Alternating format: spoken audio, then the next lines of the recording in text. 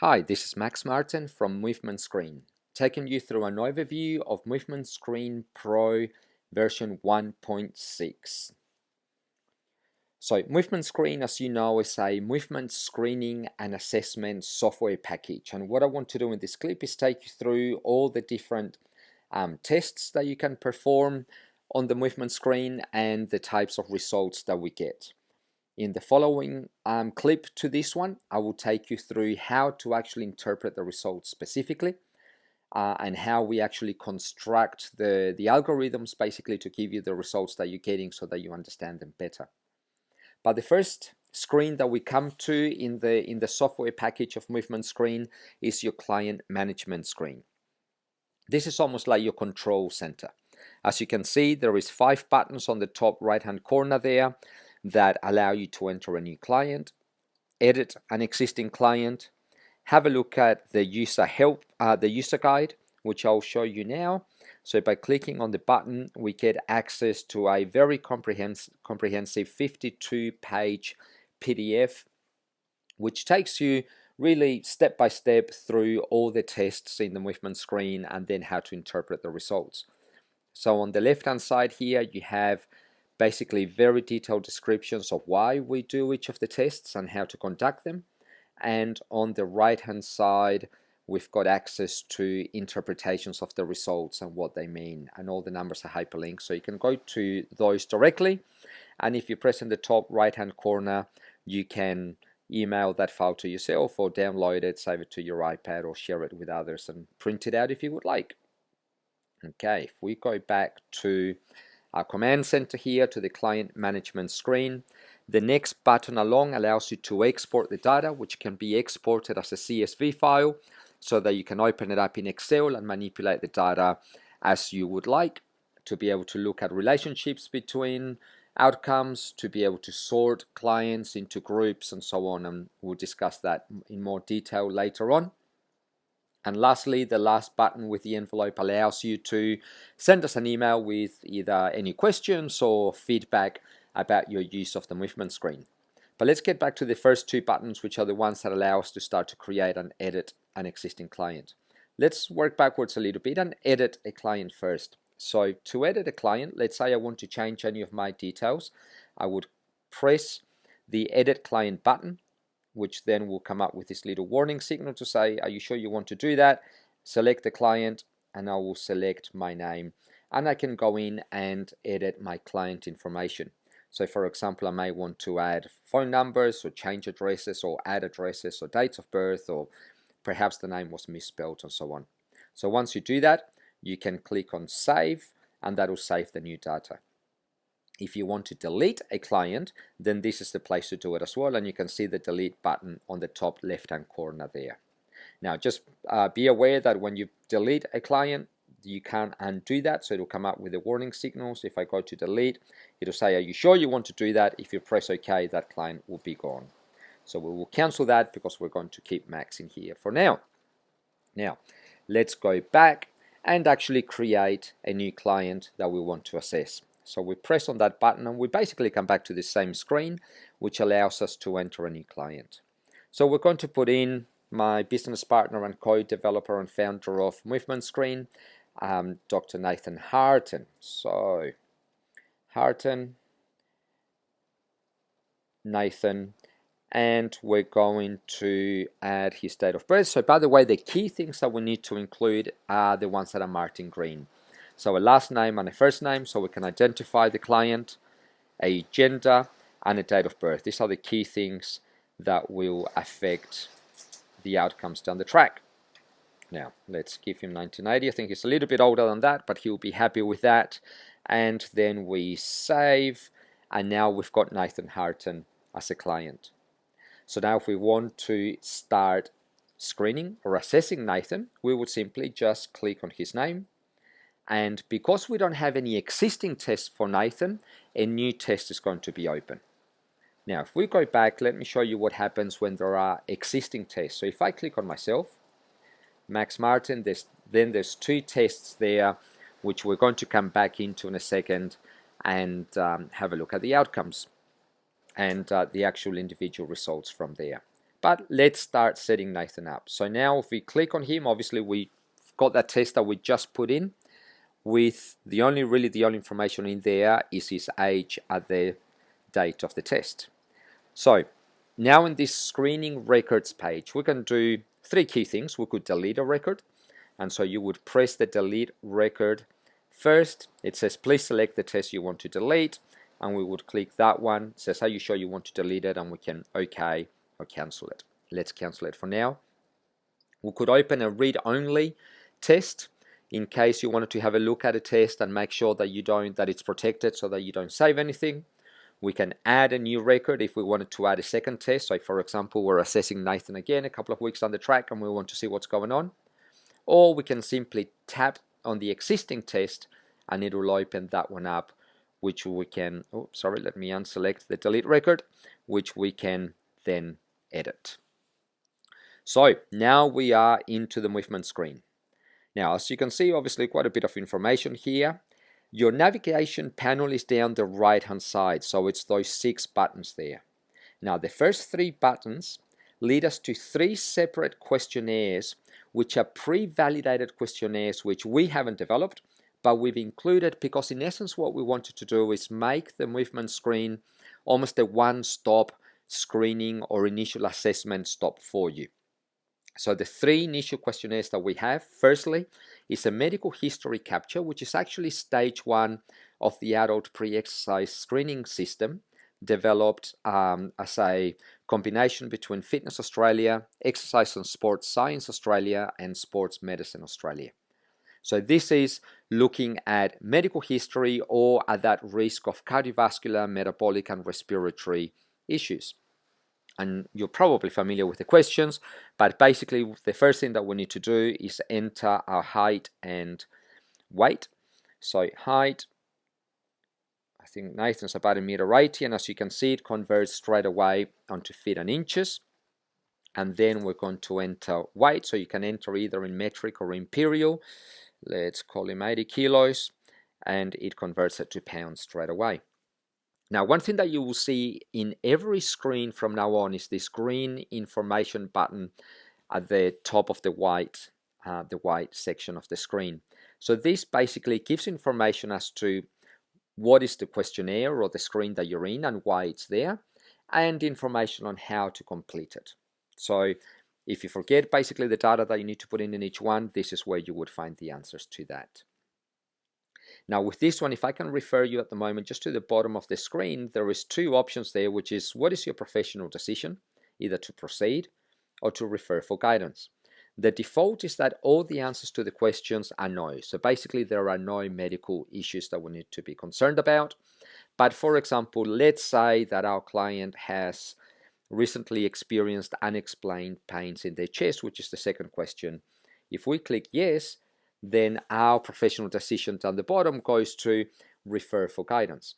Now, this means that you can continue with the screen, but at the end, I'll show you the printable report that comes out of the movement screen. It'll say that the client should see an appropriate health professional for this condition.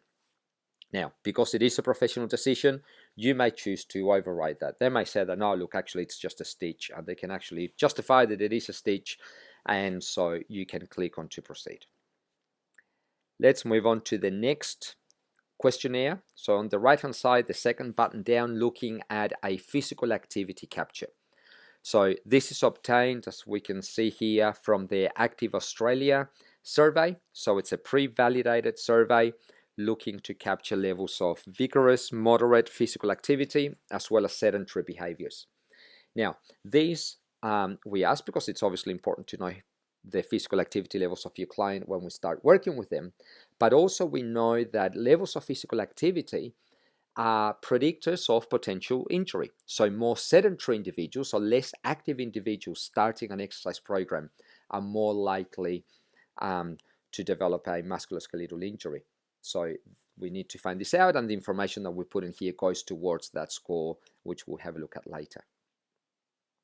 Then if we move on to the disability assessment question, this is the WHO disability assessment schedule.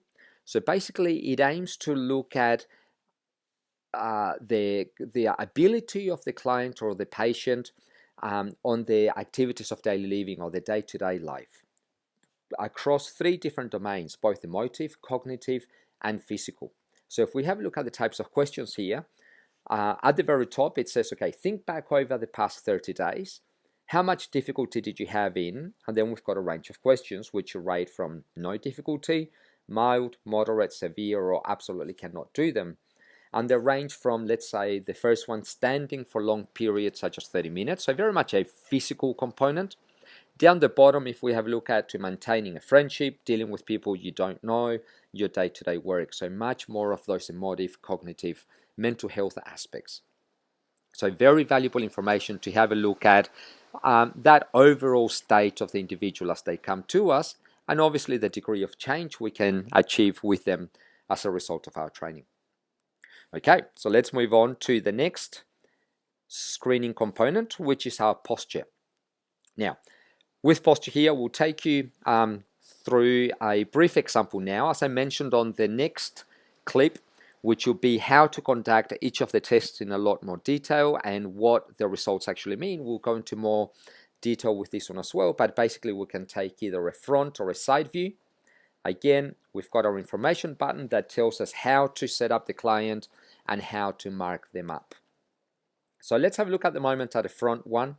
We're going to select a photo. We're going to choose an existing one for now. And here's one that I prepared earlier. So we're going to use this one. Now, the photo has been imported. What we're going to do next is, if we had taken one, we may save it by clicking on uploading. So that's going to save the photo that we have taken. Then we're going to resize it, which is the button that's already highlighted there, so that we can actually see what's going on better. And as we mark everyone from the ground up, we're going to magnify the ankles so we can see them. We're going to select a nice bright yellow color to place our markers so we can see them against the dark clothing and the dark background. And then we're going to click on the landmarking button here. So it's important that we click that one to be able to see the markings that we put up. So at the ankles and the knees, and don't forget that the information both in the green button above and in the user help file will tell you where you should be putting these markings. We're going to go to the ASISs here, and obviously dark clothing like this is not ideal for measuring, and I'm not being too concerned about the accuracy of my dots at the moment. I just really want to show you how this works and what we can do with it. Then we go to the eye sockets, and we're going to landmark here. So we're going to put some very funky sunnies on our client, and then we're going to resize it all so that we can see the full picture on the screen. Now this is quite important, because what we want to do now is basically with posture is we can take what can be sometimes quite a subjective process. You know, we often say to clients, look, I think you're looking a little bit better, or you're looking more upright, to being able to get some objective measures of their posture. So we'll be able to get angles of one side to the other. So if we head over to the top right hand side here of the screen, says analyze and save. So when we click that, 2 things happen. One is you would have seen that we get the degrees of tilt of one side compared to the other one, but also what's happened is that image that we can see now has been captured with the markings on it and taken onto the report that we'll be able to have a look at later. So that's quite a valuable thing to have a look at, and we'll see that afterwards. And then you can go through the process with a side view. Okay, let's move on to our movements. And again, let me give you a little bit of a bird's eye view of what we have in front of us here so that it all makes sense. Firstly, we've got 9 movements across the top, which are the movements that we're using to obtain a complete screen of the individual. And again, we'll discuss these in more detail in the next clip that will break each of them down and look at how each contributes to the overall outcomes that we get. But basically what we wanted to do is get 9 movements that first represented our fundamental movement patterns, such as pushing, pulling, squatting, hinging at the hips or deadlifting, rotating, and lunging. And then we've complemented those with a couple of movements that will give us some very valuable information about things that may not be captured very clearly with those fundamental movement patterns. We also wanted movements that could be done with minimal equipment, and you won't need anything other than floor space and a dowel for most of them. And we wanted movements that would also allow us to capture what we're calling capacities across every joint. So firstly, that looked at the capacity of each joint to move well, but then capacities that we're talking about: stability, mobility, symmetry from one side to the other, overall balance, and strength. And so each of these movements, if we drew a grid of each of those capacities against every major joint complex in the body, each one is being identified and measured across the 9 movements. And again, that will be explained in more detail in the clip that looks at explaining the results of the movement screen. But let's then continue to have a look at what we have in front of us. So we can select each of the 9 movements as I'm doing now by clicking on the buttons. Let's stay with the squat for now. Now, one of the things that you can see is a reference video clip of someone doing the movement that you can show your client. So you can say, look, this is what I want you to do. We can also go to the screening info, so the green circle at the top with the little orange eye, which will tell us how to set the client up and the instructions that are given to the client. Now, it's important that we stick to these very carefully because that helps us increase the reliability of the testing that we're doing. Obviously, for the screening that I'm doing to be accurate and reliable, which means that if I screen you again in a month's time, do I actually capture change, or is the change that I'm seeing just based on the errors that I have in measuring you? Or, for example, if someone else measures you in a week's time or in a month's time, can we compare our results against each other? So the more accurate and consistent those instructions are to the client, the greater the reliability that we're going to get from our assessing and screening. You have video information that tells you how to set up the iPad to record someone, which basically means landscape, with the home button on the right hand side. And you can take notes for each movement. So you may want to type in there, client was wearing shoes, for example, or was barefoot, or reported a sore right knee. And we're going to talk about that pain, what we do with that afterwards. All right. Now, how do we actually score someone? Now, as you can see on the right-hand side here, there's a bunch of, at the moment, green keys and a slider to the right of those. Now, those green buttons are basically what we call questions. These questions are asking, does this client perform the movement well? And they each refer to a different either body part or movement that we want to assess in the client performing the movement. And now these will relate very much to the sort of cues and things that you would be used to looking at when instructing an exercise. So for example, for a squat here, we have, does the client maintain neutral lumbar position? Is the trunk parallel to the shins? Do the thighs reach the horizontal plane? Is the dowel over the footprint? Is there a vertical pelvic displacement? Are the knees in line with the feet? Now again, we'll look at those in more detail in the next clip, but now I want to take you through what we do with this. So again, in trying to increase the reliability of our screening, each of these is a very simple yes, no answer. No maybes, no, sort of, right? So for example, if the client did not maintain a neutral spine, we say no, they didn't. If their knees weren't perfectly in line with their feet, then we say no, they weren't. Okay, and so by being relatively harsh like this and having a narrow line of yes and no allows us to be much more reliable and much more objective in our assessment, rather than two of us looking at someone squatting and saying, that was a pretty good squat. Well, we may differ in our opinion of what a pretty good squat is. This allows us to be much more objective. Then, as you can see, we've got the slider on the side, which is looking at movement quality. This is where we allow your professional judgment to come in a more subjective manner. What was the overall quality of that movement? And we basically slide that up and down, and you can see we've got the anchoring words on the side. So what we're looking at here is, look, someone may have met all the requirements, for example. So they may have all green yes answers to the questions, but they looked very effortful. It was very hard for them to get there. Their face was grimacing as they were doing it. And so we would actually mark that here. And the anchors help us and have been shown to be very reliable at helping us decide that subjective rating. So someone that moves very with a lot of flow, very easily, with low effort, would get a close to perfect score. Someone that looks absolutely terrible would be extremely poor. Somewhere in between is obviously average. And then we've got the other markers there to help us make a decision on that. Okay, so then we've got a combination, and the final score that we will get for that movement is a combination of the objective yes/no questions and your subjective slider for each of the movements. Now, what else can we do here? We can record a video of the client performing the movement. So if we go down to the bottom line here on the screen and we've got record video, again, we can record a brand new video or choose an existing one. Let's do that for now. We're telling it that it's a squat, and we're going to capture here Nathan doing a side squat, or a squat from a side view. Now, what I want you to keep in mind is that if we're in the side view on our orange buttons on the left here, the video that you record will get tagged to that box. So we have Nathan here doing a squat, which we can use it to show him what he has done or to keep it for future reference. If I go to the back view, I can see my reference video, but there is no client video because we haven't actually recorded one there. If we go back to our side view, then Nathan is there again. We could play it in a loop, or one function that I like as well to help educate clients is we can go to the full mode button, which then gives us a full screen view. We can play it, so again the client can see it.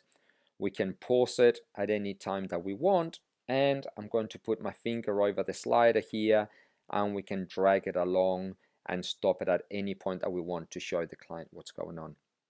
As you can see across the top, we can draw angles on the screen, lines. So for example, I'm going to draw some lines here to show Nathan basically what's going on here and some of the things that we may want to work on. For example, here we can see that his trunk is going forwards quite a bit relative to his shins. Now, if I want to draw this picture a little bit more clearly for him, I'm going to press the trash can to get rid of those lines. I'm going to draw that first line there again.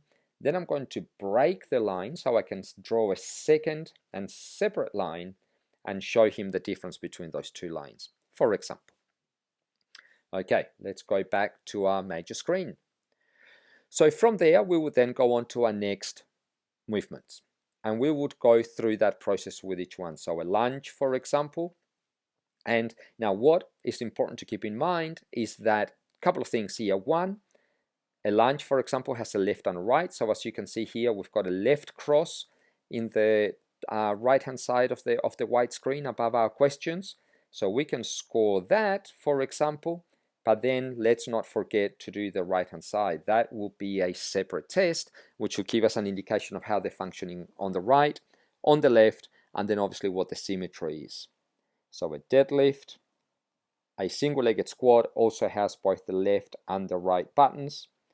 An overhead reach, a thoracic rotation. Now with these we can actually use the slider here to gauge how far the client has gone in the rotation. So there our model did a counterclockwise movement first and then a clockwise movement second, and here we've got both sides as well to assess that.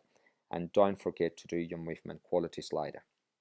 Now one thing that I want to show you in this next screen is all the defaults are all yeses for the questions, all greens, but the movement quality slider is set to 0. Now, you can choose with the software which questions, movements, or questionnaires rather, you would like to use or not use, and you don't have to use them all.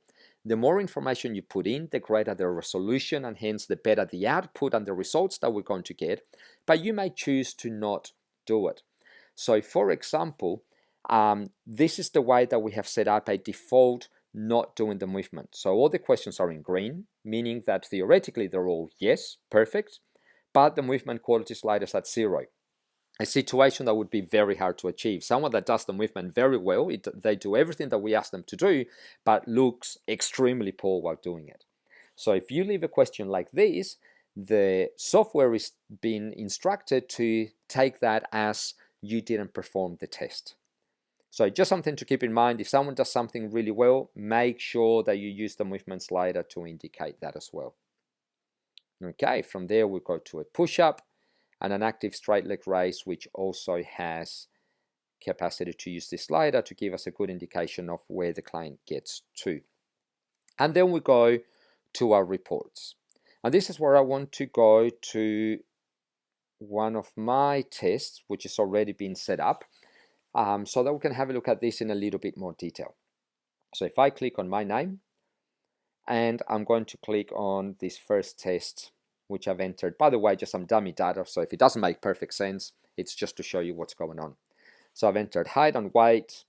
I've entered one of my medical questions there, but more importantly, let's go to the movements, right? So throughout the movements, I've got some data that I've entered all the way across.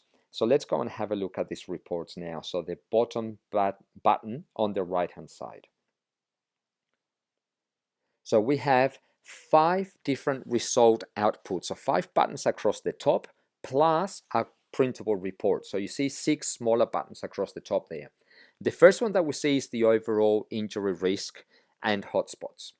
So the injury risk slider or graph here on the left-hand side is telling us what's the percentage risk of this individual getting injured. And the way that we have built this is, if we ignore this individual's needs and the way that they move and their physical activity levels and age and BMI and so on, what would be the chance that they would get injured in the first 3 months of training in a gym setting, in an exercise setting? Okay, so in this case, the injury is quite high, 73%, and it's on that high bracket, just short of the very high bracket. Okay, now the next thing that we have a look at here is which are the hotspots, which joints are at greatest risk of injury. Now, this doesn't have to mean that they are necessarily already in pain or pre-injured, but based on the movement questions that we had earlier, which ones are the ones that come up at higher risk? And you can see we use a little bit of a traffic light style of system with yellow, orange, and red dots to indicate the degree of risk, with yellow being the least, well, no dot being the least really. So ideally we don't want to see any dots.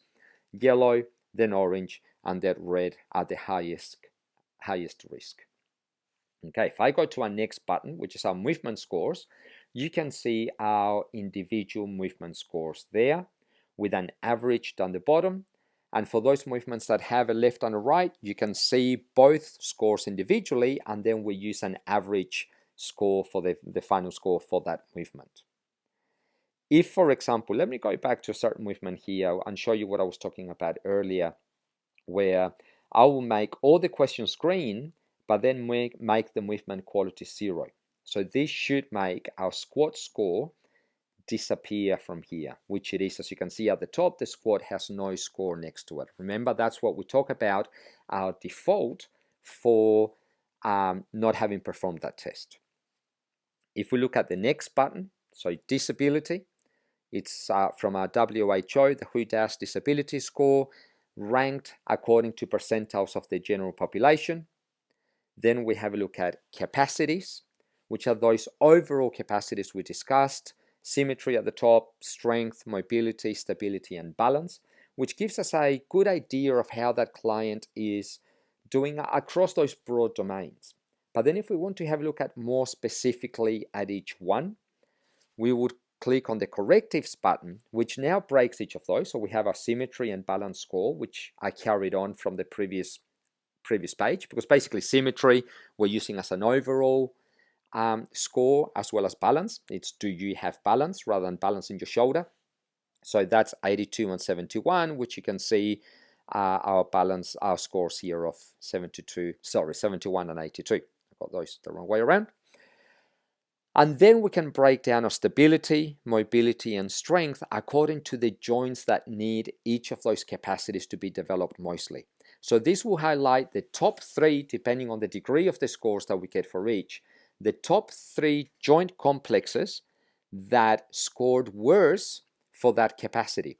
So for example, we can see that for stability, this client needs more stability work in their core, and then the left hip, then the right hip. Okay, so if it's 1, 2, 3 as in this case, then it means that the 2 has been ranked higher or in more need, the left side, than the 3 of the right side. So this can start to help the exercise professional to prescribe more specific exercises, stretches, and so on to meet the specific capacities for that individual. So very valuable information for the client to say, look, this is why I'm giving you the exercises that I'm giving you. If we look at mobility, interestingly here, you see that we get 2 2s, no 1. That means that mobility wasn't a huge issue. Nothing came out with a really big score.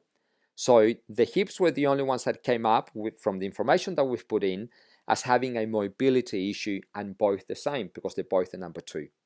Then when we look at strength, the shoulders are the main ones that need strength work, and both equally the same. Now let's go back and have a look at one other thing. Let's come back to this screen here, and I just want you to note, for example, let's use the right shoulder as an example. Now the right shoulder at the moment has a yellow dot on it. Okay, now if we go back to our movements and you were performing a movement, let's say the push-up, and you said you experienced pain, as you will see at the bottom of each of these screens there's a little square that says injury or pain. So let's say yes, the client reported experiencing pain at their right shoulder. Now remember that before the right shoulder was yellow. When we click done, it will ask us whether we want to include in the movement analysis. Now I would say yes, because if the client performed the movement and there was pain, we still want to know how they performed it, even if they scored poorly, but we want to retain that score, because as we start to train them and perhaps refer them to a physio or chiropractor or other allied health professional that can help us with the pain, then we want to see how they change over time. So let's click on yes. Now if we go back to our reports, you will be able to see that now that right shoulder is indicating pain, whereas it wasn't before. The other thing that you have a look at on the left hand side there is that our injury risk has gone up to 100. Yeah, so we still have 74, which is basically the score that we had with all the information that we had put in. Okay, so that stays the same because that's the information that we had by observing the client, but also they indicated that they're suffering from pain, so there's no greater predictor of injury than an existing injury or pain. So then that goes to 100%, so that gives us that protection. Okay, we're almost there. Let's have a look at the printable report for the client. So if we go to the last button on the right hand side of those buttons across the top, the client report. So if we click on that, we come to this printable PDF report for the client. So let's start at the top of it. So it gives us the information of the client that we have collected. Then it goes for each of the screens, it's a section that gives us an outcome. So for example, for medical conditions, remember that I clicked yes on chest pains. Then physical activity, we actually didn't enter any information there, but it would say you reported performing, and it would import into that the amount of physical activity that the client performed. And it would make a judgment call on that to say that is a good amount of physical activity or not enough physical activity, and then the same for sedentary activity. Now, important for you to note that this report is designed for the client. So we've made it quite educational. For each of the sections, there is information as to why did we ask these questions in the first place. So for example, for sedentary activity, and I'll read off this, I know you can too, but just to make the point. Recent research indicates being sedentary is very detrimental to our health, and that this can potentially outweigh some of the benefits obtained from physical activity, etc., etc., etc. So we want the client to know why we have asked the questions that we've asked. Why a movement screen? What does injury risk really mean here? So for example, exercise is extremely important to improve overall health. However, the act of performing exercise itself carries a certain degree of risk. Therefore, it's important that you conduct a movement screen and so on and so on.